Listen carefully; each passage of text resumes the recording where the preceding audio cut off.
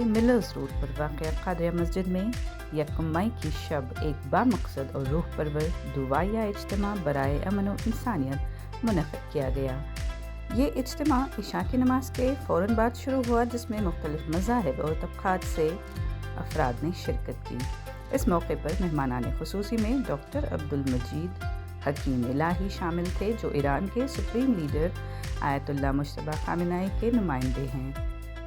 Media से बात करते हुए उन्होंने मस्जिद की खूबसूरती को सराहते हुए कहा कि यहाँ के लोग इससे भी ज़्यादा खूबसूरत, सच्चे और साफ दिल के मालिक हैं।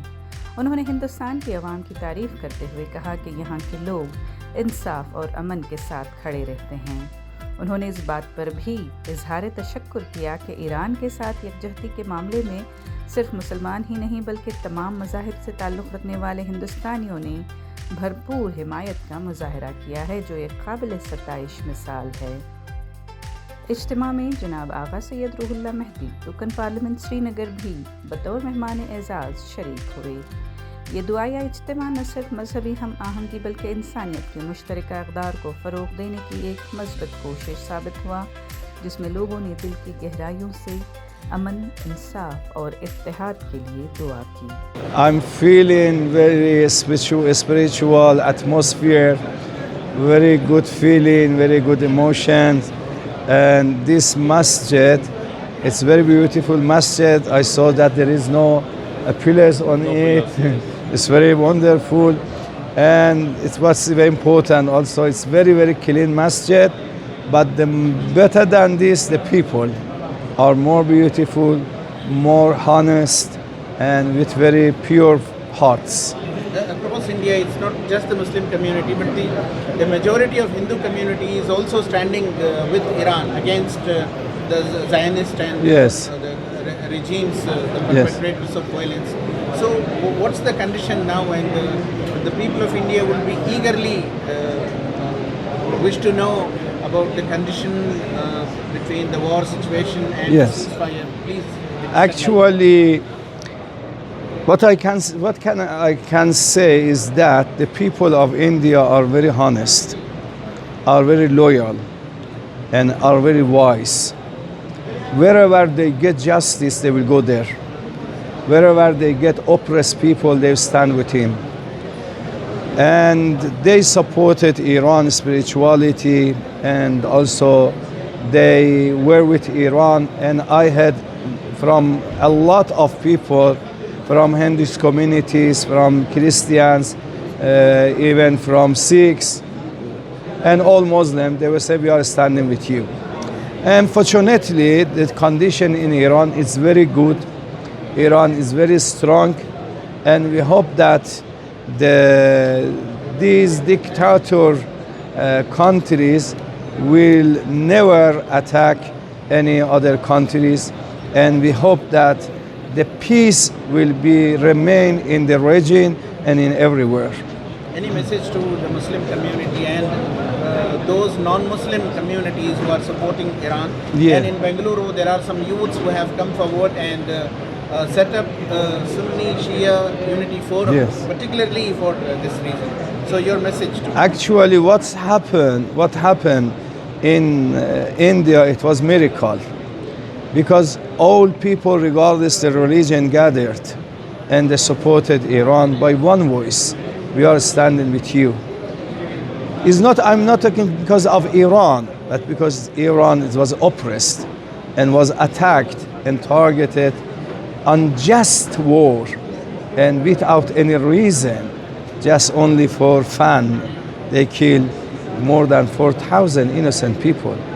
They damaged more than 100 houses, and they damaged more than 30 hospitals, as well as they damaged a lot of universities. So my message to the people is that really I'm thankful for you, for your support, for your solidarity, and for your sympathy with us and with justice. And I know that this is the nature of our brothers and sisters in India. Is the ceasefire right now, is it just a pause? Actually, they wanted to damage Iran and collapse Iran within 3 days. Even they promised a lot of countries that we will finish Iran within 3 days. But this was their dream, and it wasn't implemented. They couldn't do that because they got very brave people in Iran, and also they got a lot of supporters from different countries, from India, Africa, even European countries. A lot of people, billions of people started supporting Iran and justice. Even in the United States, they were against the unjust war against Iran. After 40 days, when they realized that they cannot have any achievement, they offered ceasefire. And Iran doesn't want any conflict and crisis, because Iran knows that by this war, a lot of countries will be suffered and harmed.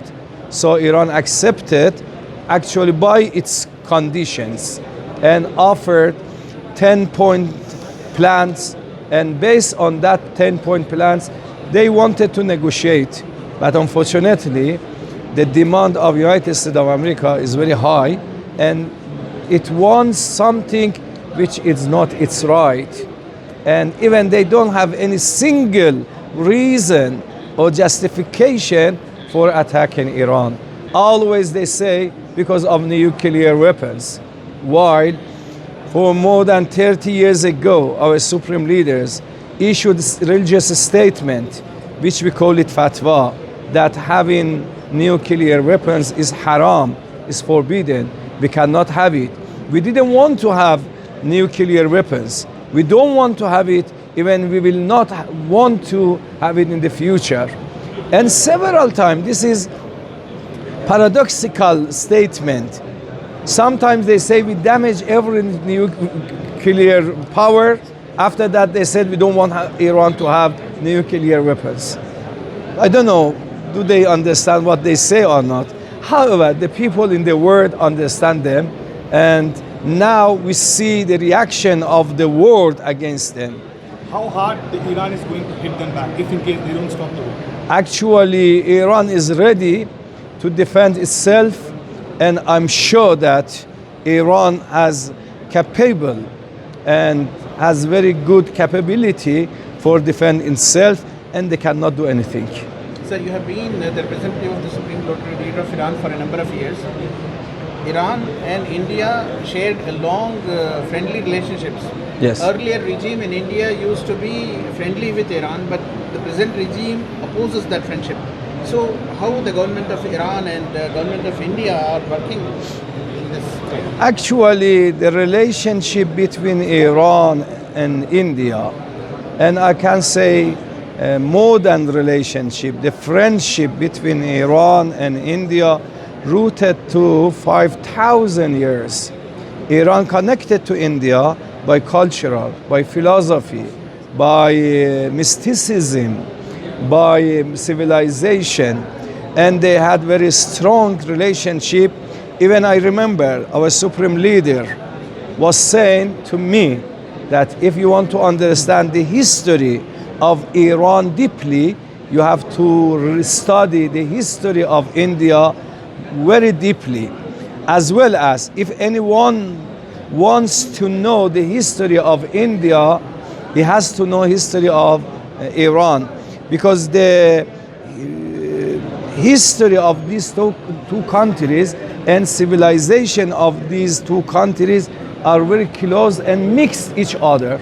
There are a lot of Iranians who moved from Iran to India, and there are also some Indians who moved from India to Iran, which means that there were a lot of exchange between the people, between the cultural, between the civilization, between the education, and also, you know, from Iran, a lot of people have come here, immigrated for studying. This means that they were coming here, and there was very good relationship between Iran and India.